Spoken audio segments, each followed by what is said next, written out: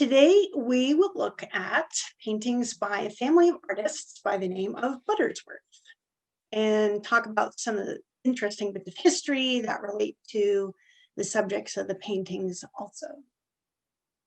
Thomas Buttersworth Sr., his son Thomas Buttersworth Jr., and James Buttersworth were all masters of marine painting, skilled at highly detailed and accurate images of ships, and also creating exciting action scenes as well.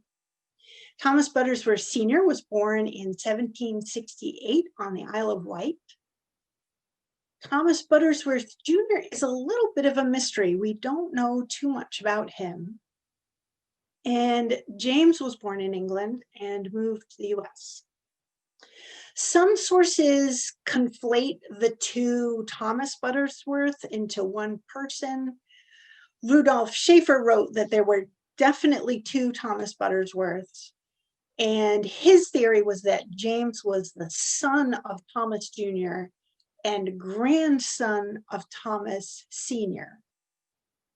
Later, Richard Graspy writes that Thomas Jr. and James were brothers and both sons of Thomas Sr. We may never know, not having many written records. Thomas Buttersworth Sr. lived in Surrey later on. He may have lived from around 1768 to 1828.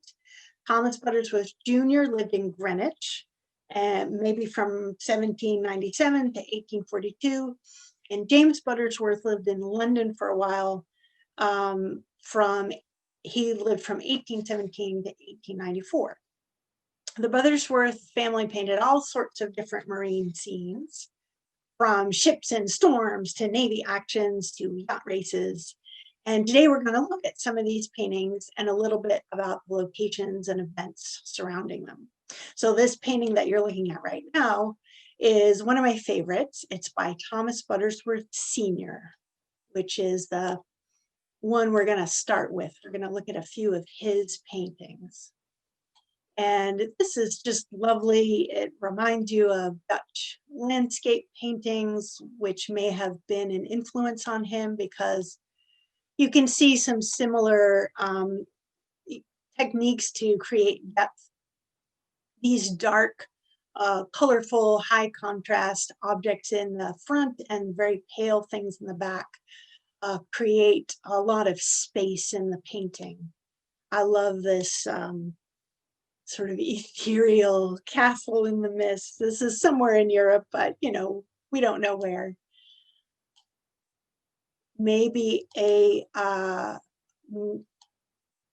early steamship here. You can see wheels and a stack, but also schooner sails like those early steamships had. Guys with their hats, seagulls. The water is just beautiful and glassy. The next one is also by Thomas Buttersworth Sr. In the spring of 1798, the British frigate HMS Seahorse with 38 guns, you can see that ship in the front of this painting here. The captain was Edward J. Foote. They espied the French frigate La Sensible, and a 12-hour pursuit ensued. Bourdet, the French commander, first thought to head back to Malta, then thought better of it. After a 12-hour chase, the British ship caught up with La Sensible off the coast of Sicily. The British boarded, and after a short, fierce fight, Bourdet surrendered. And you can see them boarding in this painting. And you see the men sort of climbing and scrambling up the bowsprit here and then going, using the rigging. They've got their swords brandished in the air. It's a very exciting scene. The British and French have been rivals for hundreds of years. including the Napoleonic Wars.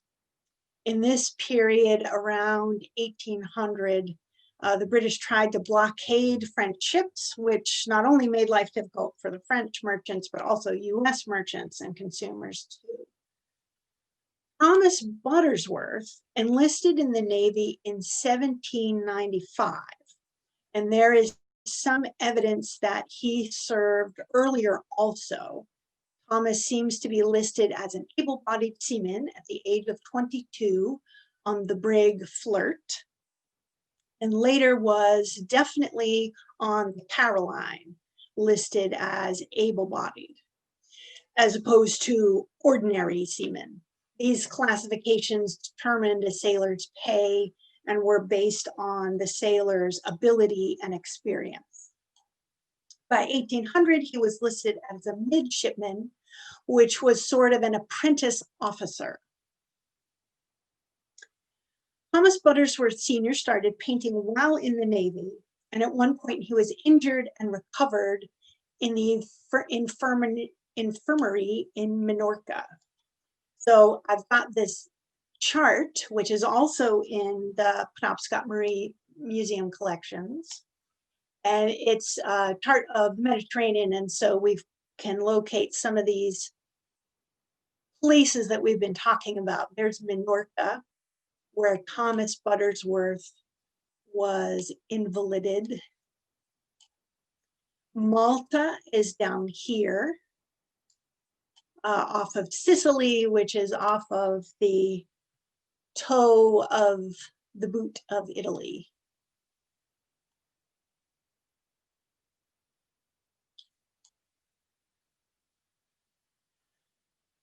So when Thomas Buttersworth was sent home in 1800, he took up marine painting as a trade. His paintings are formal and focused on the details of the ships. He had real intimate knowledge from his first-hand experience of the ships and the naval battles which he depicted from his time in the Royal Navy. The HMS Seahorse, from this painting, later went to the Chesapeake Bay to fight Americans in the War of 1812, which is the setting of our next painting. So this is also by Thomas Buttersworth Sr. This is the USS Chesapeake. Now, the beginning of the War of 1812 goes way back to 1807, when the USS Chesapeake, heading to the Mediterranean, was stopped by British HMS Leopard, trying to find 4 alleged British deserters. There were indeed many British seamen tired of the ongoing Napoleonic Wars who defected to the America's merchant marine, adding to the already severe lack of crew for British Navy ships. This led to increased impressment of American sailors and fishermen. Impressment was being captured and forced to go into the British Navy.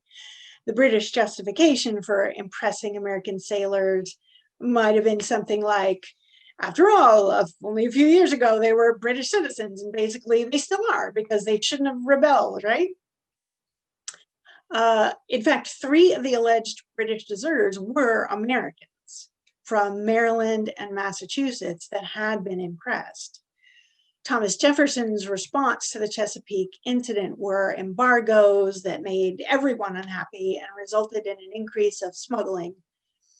Something, by the way, which the folks at Machias were already experts in from their experience in the Revolutionary War. Americans started the War of 1812 with the intent of asserting their independence from Europe and England in trade. So, fair trade and sailors' rights. Can you read that on that flag there on the USS Chesapeake? That became the Americans' cry of the War of 1812. The US was a brand new country, still struggling financially from the devastation of the Revolutionary War. And this painting is depicting Chesapeake here and the HMS Shannon. So later on, the Shannon blockaded Boston Harbor in 1813. Captain James Lawrence took command of the USS Chesapeake and set out to meet the Shannon. Lawrence was newly promoted. The crew was entirely new. They had never worked together before. In contrast, the Shannon's Captain Philip Broke had drilled his men extensively and even made improvements in the gunnery. Broke's men took the Chesapeake in 15 minutes after a round of devastating artillery fire, which is what is illustrated in this painting here.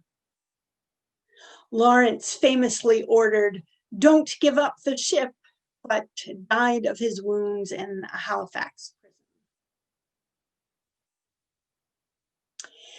Have you heard of Preble's boys?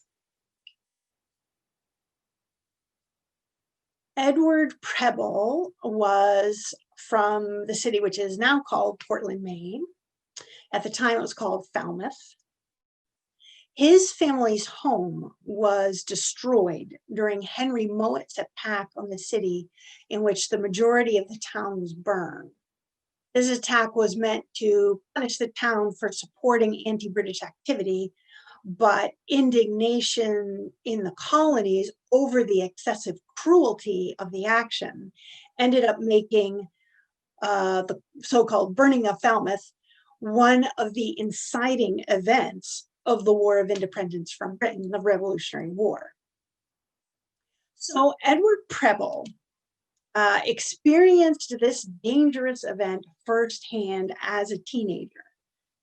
Reputedly, Preble hated farming, and the story goes that one day he was hoeing in his parents' farm and he just simply threw down his hoe and left. He joined the Navy.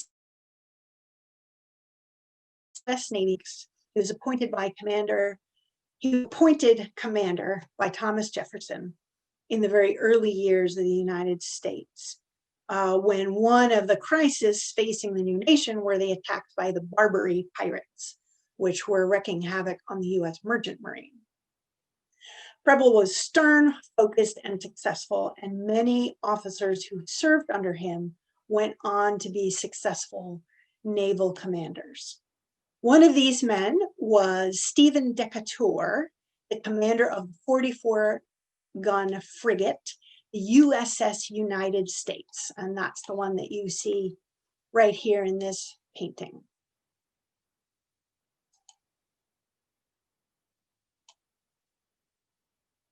This painting shows the crew of the USS United States capturing the HMS Macedonian. This painting is by Thomas Buttersworth Jr. And kind of like a comic book, Buttersworth Jr. gives us two moments in the battle. One showing the fight, which we looked at first, and the other showing the dismasted and captured Macedonian. So you see how the American flag is now on there. There's no masts anymore. The pieces of rigging are now floating in the water. This engagement took place near the Canary Islands off the northwest coast of Africa. So you can see how Thomas Jr. learned from his father. So this one is Thomas Buttersworth Sr. This one is Thomas Buttersworth Jr. So can you see similarities there? The waves have a sort of similar structural, almost sculptural form. The ships are very detailed. The skies are delicate and show light on the clouds. Their similar styles caused confusion, especially because Thomas Buttersworth Jr. signed some of his paintings Thomas Buttersworth, just like his father did. He signed some other paintings Thomas Buttersworth Jr., Jun. And some of his paintings he didn't sign at all. So you can imagine that that would cause art historians some difficulty. This is another painting by Thomas Buttersworth Jr. This is the USS Essex in Valparaiso with the HMS Phoebe and the HMS Cherub. The frigate USS Essex, which is over on this side here with the one with the American flag.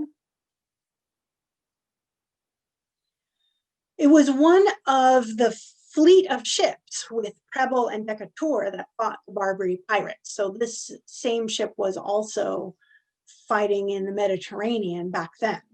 In this painting, it's in the War of 1812.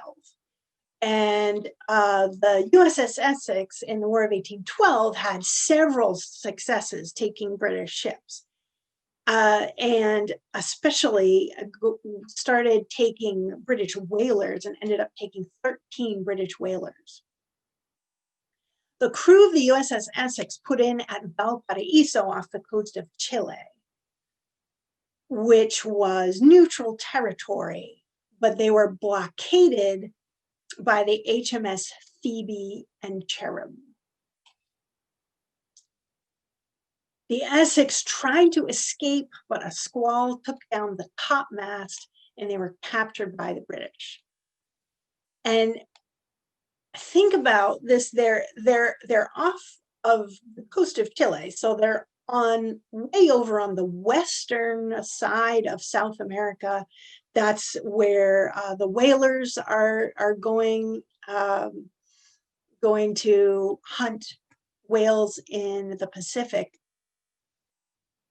And then we've also seen action in the Canary Islands and the Mediterranean. These ships are going all over the world. Both the US and British navies were powerful, and they were everywhere, and they were fighting each other all over the world.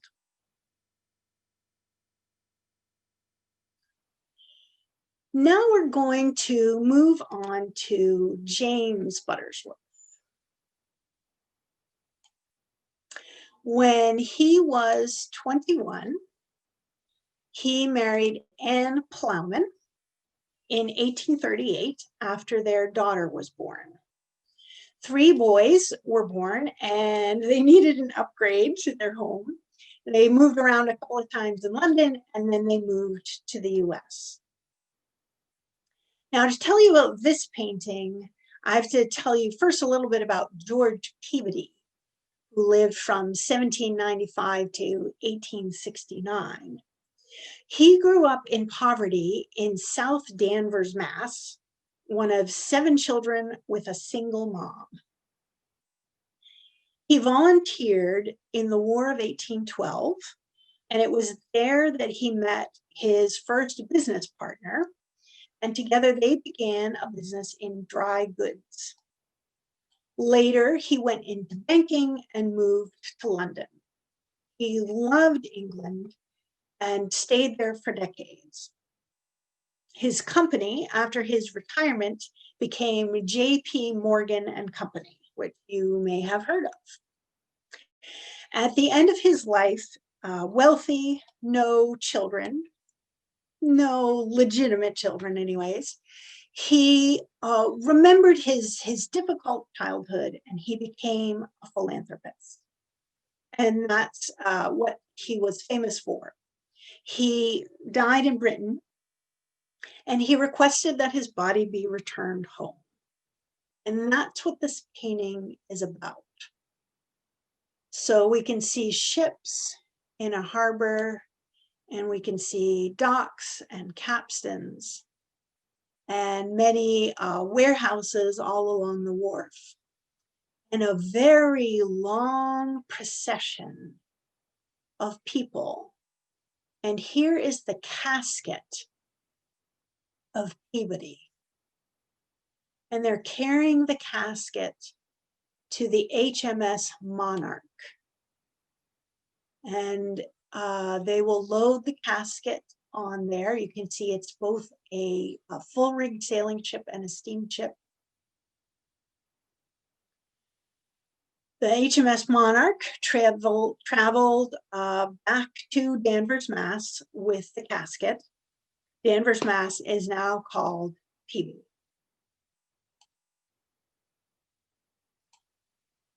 James Buttersworth came to America sometime between 1845 and 1847. He settled in New Jersey, and by 1854, he had a studio in Brooklyn. If he had hoped that a move to New York would improve his living situation, he may have been right. By the end of his life, he and his wife owned considerable land. She owned some in her own name, in addition to land that he owned in his name. New York City was certainly a good place to go if you paint ships. By 1840, New York City registered a full 1/5 of all U.S. ship tonnage. By 1870, almost 30,000 vessels were coming and going from the harbor. And James immigrated right at the time of the Irish potato famine, when immigration to the US more than doubled in 2 years to 235,000 people in the year 1847.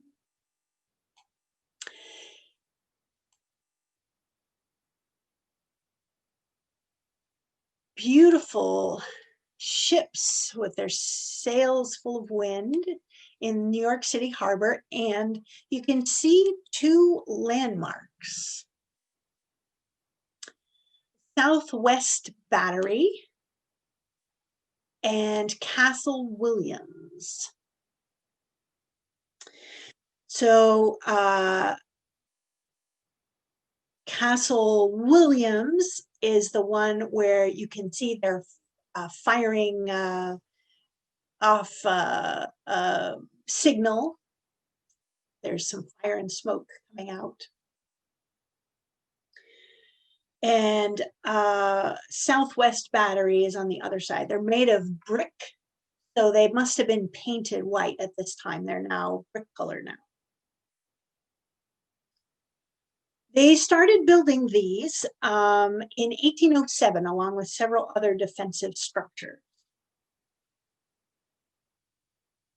These structures were finished just in time for the War of 1812, and the system of defensive fortifications that were part of this section of New York City Harbor ended up convincing the British not to try and attack New York Harbor. The Southwest Battery is on the location of where Fort Amsterdam had stood way back in 1626. After the War of 1812, it was renamed Castle Clinton, and then within a decade, the structure was converted from military to civilian public use and was renamed Castle Gardens. So the one with the flag here and the little top bullet type structure there. Both these structures can be visited today. Castle Williams is in the National Park on Governor's Island and can also be seen from the Staten Island Ferry.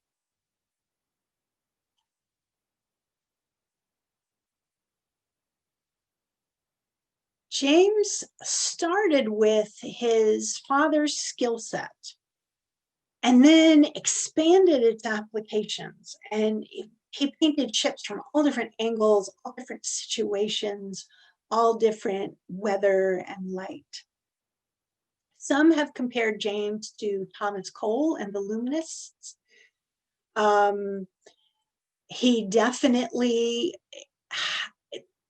thinks very carefully about the light, and it's an important feature in his paintings. Sometimes he uses chiaroscuro to make these dramatic effects. But I have to say, I also feel like I see some like loose painterly strokes in the waves and the flags. Can you see that? Or am I making that up? I wonder if he also had a little bit of influence from the Impressionists, who were only just starting at this time, but they were also focused on light as well. And there's definitely these like dabs of light. It's not quite as formal as his relatives, his father's paintings. He also was not interested in naval engagements, or maybe it was that his clients were not as interested. He painted very small paintings, almost miniatures. That one of the monarch with Peabody's casket, that is a very small painting.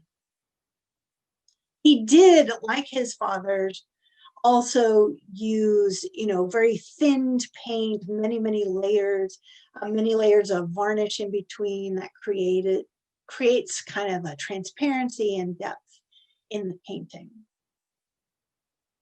He also has a lot of movement in his paintings. We saw earlier his father's paintings were very sort of formal, symmetrical. The ships were upright, but James has these angles, these sharp angles in the rigging down here, and in the ship that's run aground here. You can see they were in distress. They had turned their flag upside down to try to let other people know that they needed help.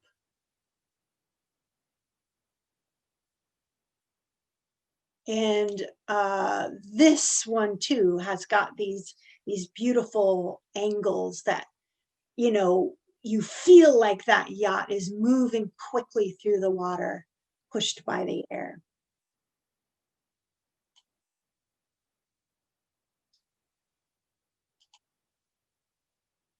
This is our last painting for today. James recorded yacht races for his clients. And even though, we're talking about this very high level of skill that he reached over time, his purpose was to earn a living for his family. Painting was a trade for him. Yacht and ship owners wanted commemorations for their offices and their parlors, and those were the people who wanted paintings of ships. And so this is another kind of different fun action scene. They're in the middle of a race. They're in that like key tricky moment where they're turning around. You can see the barrel here marking the spot where you turn and head back, and they're leaning and trying to carefully, tightly make that turn so that they can stay ahead. The other ship trying to keep up, seagulls flying around, all the little strings flapping in the breeze. I think this one is a pretty one as well. There's a full rigged ship way in the back.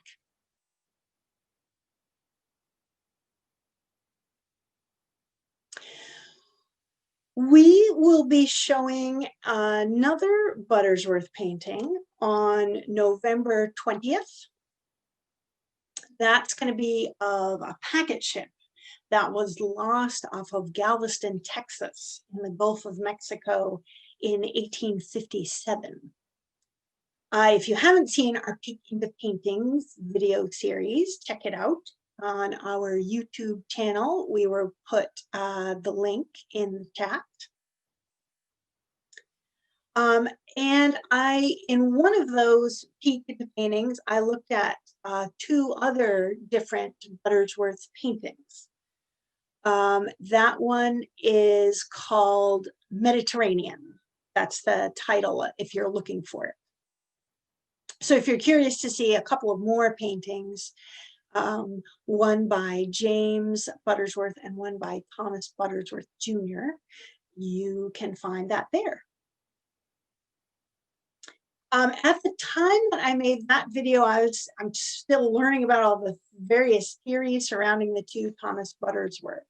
If you do check out that video, you'll hear me present it, a much simpler version of the complex and kind of mysterious story. So if there's any confusion, just send us questions. And if you have any questions now, or if there's another painting you want to go back to and look at again, that's my favorite thing. So go ahead and ask any questions or ask to go back and look at another painting.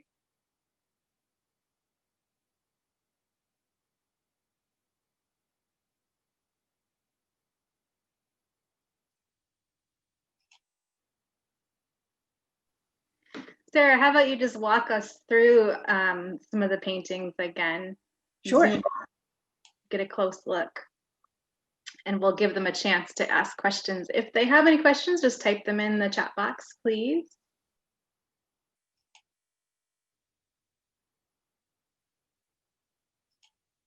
This one has such striking colors, and you can tell that there had been this terrible storm just by looking at the sky with these dark and red clouds. So I do have a question for you, Sarah, on one of the war or the naval battles. Yes. Are those cannonball holes in the sails? Yes.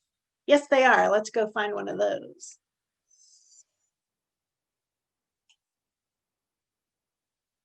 Yeah, a lot of the paintings show that. So I presume that that must be like a vivid visual that sticks in your mind if you were there. They're trying to shoot at the rigging. One account I read said that they had hit the wheel, so that disabled the ship because they couldn't steer it anymore. But if they hit those masts, anything up there, if the masts get hit and break, it's going to be hard to go anywhere. So that's what they're aiming for, is all of that, the masts and the rigging and the men on the deck. And that's how the sails get riddled with holes.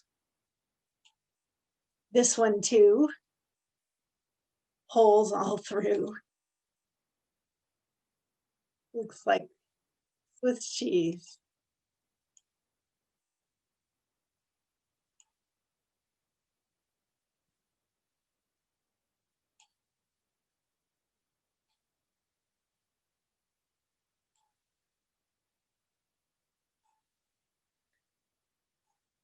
All of the guns are sticking out of the gun ports.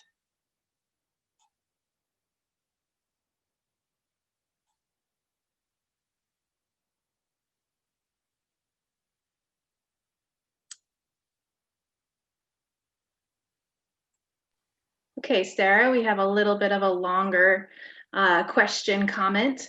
Yes. Shelley says, I'm remembering one of the paintings in a previous discussion where the colors had faded and both the sky and the sea were brown instead of blue. I'm fascinated by that. Why did that painting fade, but these still have such vivid colors? Oof. That's a great question. That was a watercolor painting. These are oil paintings. So it's 2 different things. It's partly the medium So the oil is got, varnish, which hardens into this very solid material that's protected. Whereas watercolors are just these particles of pigment floating basically in water. And some of those pigments back in the 19th century they were all made of natural materials. And that dyes, natural colors fade over time. Watercolors today, depending on what you pick, now we have all of the options. So we have watercolor paints that are made with minerals or specific things from the world, natural things from the world. And then we also have watercolor paints that have synthetic pigments. So those are created in a lab, basically, to be a specific color. And the newer, more synthetic paints last longer. They're purposefully formulated so that the paint will last a longer time. And it's only certain colors. There's other things, many of the paints made from minerals stay the same color for hundreds of years. It's just certain ones that were liable to be changed by sunlight and time. That's fascinating. Thank you, Sarah. And John did mention also that these are some beautiful evening colors in the paintings. Yes. It looks like that's all the questions we have. So thank you, Sarah, very much for presenting tonight. And thank you to everybody who chose to join us tonight. And we do have one more Thursday program next Thursday. We'd love to see you there to hear some stories of seagoers past. Other than that, have a great night, everyone, and we hope to see you again. Thank you all very much.